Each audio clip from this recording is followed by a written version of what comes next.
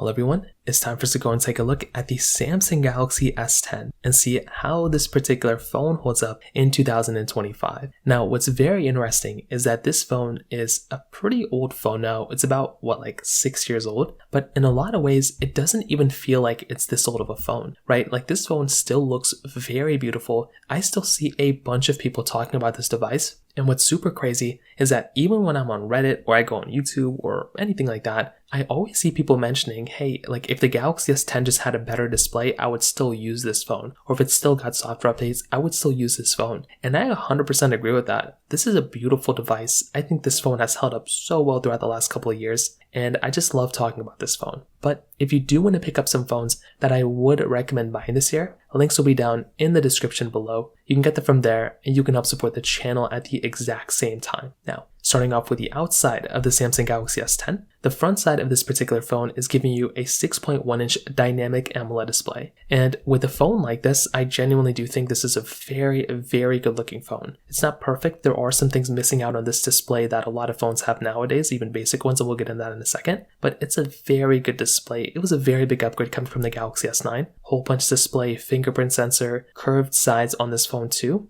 And it still is such a beautiful looking phone. You're getting USB Type-C ports on the bottom, fingerprint sensor in the display, a headphone jack, and a micro SD card slot. It is very rare nowadays to find a phone that is giving you all those types of things, and this device was essentially giving you all of that type of capability, which once again in and of itself was another amazing thing that was going on with this particular phone. And I genuinely do think, like I mentioned before in so many different ways, this is easily one of my favorite things going on for this type of device. So once again, if you're going to go through and pick up a phone, the fact that this phone had that type of capability at that time was genuinely super crazy to me. Now on top of that, when you look at this particular phone, on the backside, you were getting a standard glass back, which I still think looked, fairly good. Once again, having this type of, glass back still feels very good for the most part. Triple camera setup on the backside, but one of the coolest features this phone was giving you was reverse wireless charging. This is one of the features I wish Apple would throw in inside of the iPhones. We still have yet to get that type of feature set on our iPhones, but we have gotten on this phone from 2019 basically was giving us reverse wireless charging. It is crazy, it's nuts, and I just wish this phone, I wish that reverse wireless charging was on all the other phones too. But without a doubt, the Samsung Galaxy S10 on the exterior looks beautiful. It's an amazing phone, but there are some areas of this phone that don't really hold up that well compared to phones nowadays. Number one, this phone doesn't have a super bright panel. Most panels nowadays, at least in the flagship tier, are giving you basically 2000 nits of brightness most of the time. Unfortunately, the Galaxy S10 is less than that. Also, it's not a 120 Hz display either. So that is kind of the problem that we're getting inside of this phone as well. So this device is only giving you a 60 Hz panel. So that right there is kind of a disadvantage for this type of phone too. I wish it was giving us a higher refresh rate. Unfortunately, it is not giving us that. So that is once again kind of the issue that you're running into within this type of device as well. But other than that, it's a great looking phone. Now beyond that, when it comes down to the price tag of this phone, I think this is why a lot of people end up still looking at this phone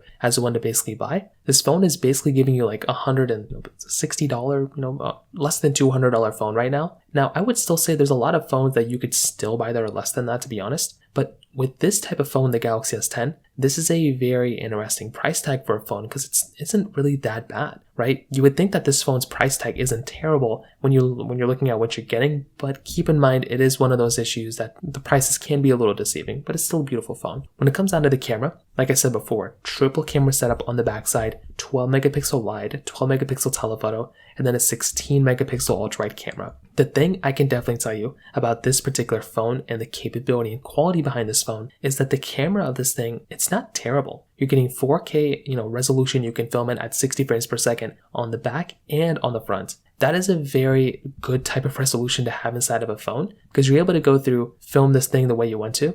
And I do think this in and of itself, again, is another really big advantage. Being able to go through and buy a phone like this at that type of caliber with that type of camera back in 2019, it was a pretty big step. However, nowadays, it is a little bit of a different story. And the problem that you're kind of getting within this type of device is that, again, we now have 8K capability on a lot of phones. Even on the Samsung side, most Samsung devices, flagship-wise, are giving us 8K capability. So that's a little bit outdated. but still, it's not even that big of a deal. And I do think this type of phone is still giving you a really good type of quality and really good type of capability when it comes down to it as well. So this is definitely more of a pro, I would say, than a con when it comes down to it. So without a doubt, that kind of covers it up there as well. Now, on top of that, when it comes down to the software longevity, this is one of those areas of this phone that is probably also maybe not the best experience of all time. So it's something like the Samsung Galaxy S10. This phone is already kind of done getting software updates, right? It's been done for a little bit of time. And once again, that is essentially kind of the issue that you're going to be running into within this type of phone. So with the Samsung Galaxy S10, this thing stopped getting software updates at Android 12. We are now at like Android 15,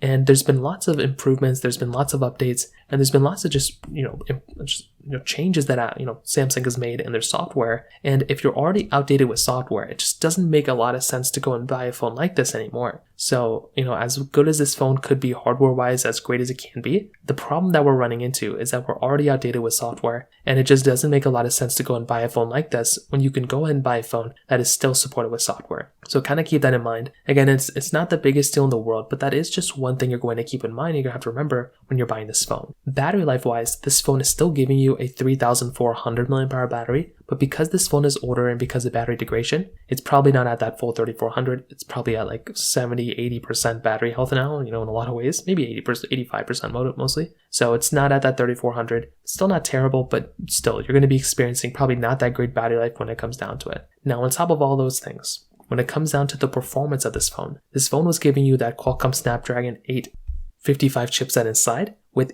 6 or 8 gigabytes of RAM. The model that I actually had was 6, but I know a lot of people who had 8 and the performance was probably just a little bit better on that, but they all had basically the same chipset. And once again, the thing I can probably tell you when it comes down to the performance level of this type of device is that it is surprisingly decent. For how old this phone is, it is a very, very surprisingly decent performing device. But once again, when it comes down to how this phone is going to be holding up, the big thing you're going to have to remember is that with a phone like the Samsung Galaxy S10, it is already kind of on its it's done getting software updates, it's not getting any better, and it's only really getting slower from here. So once again, that's kind of the issue that you're going to be running into within this type of phone, right? If you're going to go through and buy this type of phone, well, you're going to experience that this type of device is probably not going to be the best, but it's not terrible either. And I do think that in and of itself is another nice thing to kind of think about here within this type of device too. So overall, I would say that the Samsung Galaxy S10 is probably not worth buying anymore.